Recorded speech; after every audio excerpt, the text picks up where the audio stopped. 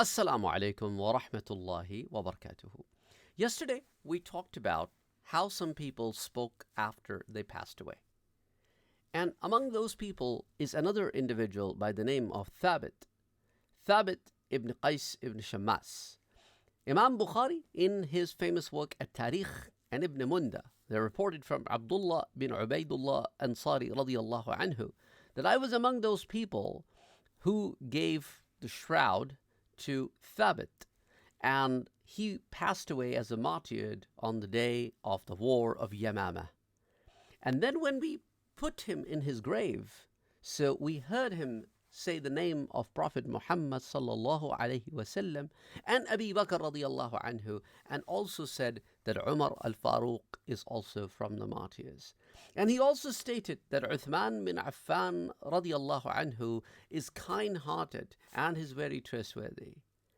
And anyway, that is another story that's mentioned in some of the books. And also, there is an individual by the name of Kharija bin Yazid bin Kharija. Imam Tabrani in Al-Kabir talks about it through the chain of narration that he brings forth that a man died by the name of Kharija bin Yazid. And then he was given a shroud and a janazah was prayed on him, and he was heard speaking the names of the people before him from the Khulafa. Umar radiallahu anhu, specifically he said, Umar radiallahu anhu was an extremely just person, and then he was an extremely powerful person in terms of placing the laws of Islam in society. Usman radiallahu anhu was extremely pious person. However, in his time, things went out of way, and then some time has passed and some time is left. And then very similar things that I've told you yesterday was talked about with this individual as well. And Ibn Asakir also reports it from Anas ibn Malik radiallahu anhu that when Kharija died, we gave him the proper burial, and then we heard him say things. So these are some of the other stories that talk about people who have spoken after they passed away. However, today I'm about to tell you a very, very unique story reported by Ibn Abi Dunya that Yazid bin Sa'id al-Qarshi reports it, and then he reports it from Abu Abdullah al-Shami. He said that we were fighting the Roman soldiers, and during the battle, some of the men from the Roman side flee. So some men from our side went behind them.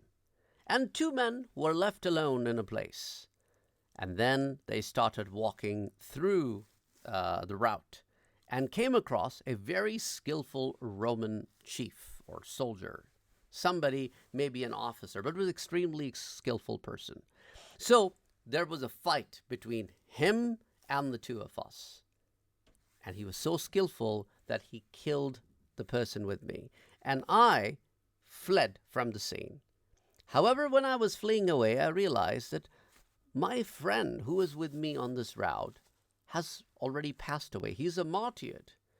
And he has reached Jannah. Why am I fleeing away from the scene? So I returned back. When I came back, the Roman soldier was still waiting. So I attacked him. And we had a fight. But he was so skillful that he pulled me on the ground, and he sat on my chest, and he was about to kill me when that person, that friend of mine who passed away, who was a martyr, showed up from nowhere, and he pushed the Roman soldier off me. And then we both fought with him, and then we killed him. And then we started walking back as if he was still alive, the way he was as we were walking on the route before. And then he got under the tree shade and he lay down on the ground and he died as he was dead before. And I came back to my friends, the remaining group of people, and I told them what I saw. Unbelievable, unbelievable story of a man who is martyred and comes back to life to help his fellow men, and then goes back and becomes a martyr again.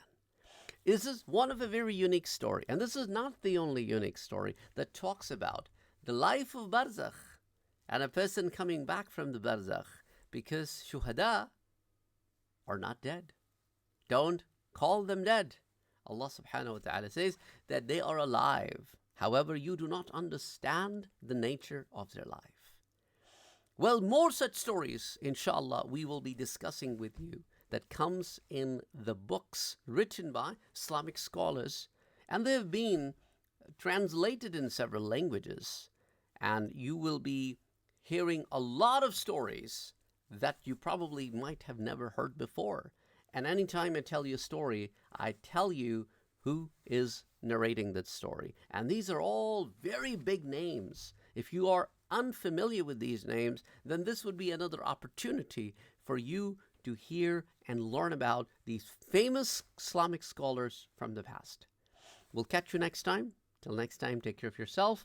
And inshallah, I hope you're waiting for these beautiful stories from the world of Barzakh coming your way.